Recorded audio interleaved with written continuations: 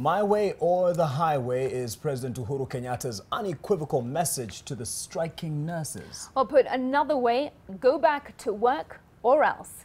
But could the strong-arm tactic be less about a respect for court orders and more about the condition of Kenya's finances? By the Council of Governors and the Salaries and Remuneration Commission's own admissions, there is simply not enough money to go around. NTV's Olive Burrows reads between the lines in the President's directive.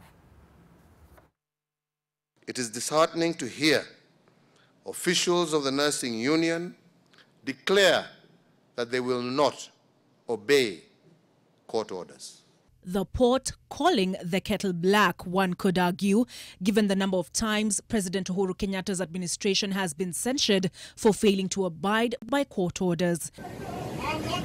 The most memorable in recent times, including the deportation of government critic Miguna, failure by government to allow back on-air television stations it switched off for broadcasting live Raila Odinga swearing in as the people's president, and most recently the deportation of 8 Pakistani dancers linked to sports CS Rashid Echesa. Kila pahali tukienda, jaji amesema, tunafanya kazi hii, unakuja una block, unaweka injunction. Kwani unafikiria wewe umechaguliwa na nani? No, there's a problem and we must fix it. Is it any surprise then when the citizenry takes its cue from the Commander-in-Chief? As the Commander-in-Chief of the Kenya Defence Forces, a case of do as I say, not as I do, perhaps.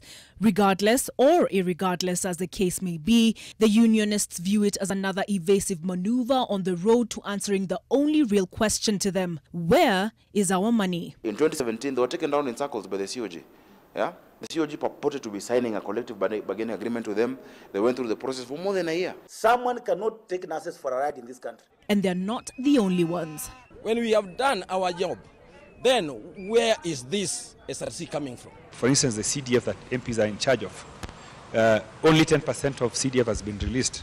Yet we are actually in the 8th month. The simplest answer, it's said, is often the right one. If I can use my own county, I will need 45 million to pay for that particular 2 allowances for this year, and that is bound to increase the next 2 years. And just having to get 45 million now, it will not be possible. The majority of the counties, including the Council of Governors and the Ministry of Health, have confirmed they do not have the funding for this to pay the nurses. The question then becomes, how does a broke government, by all indications, intend to meet its obligations? And how, outside ever burdening taxes, does it intend to dig itself out of the hole it's dug? Olive Burrows, NTV.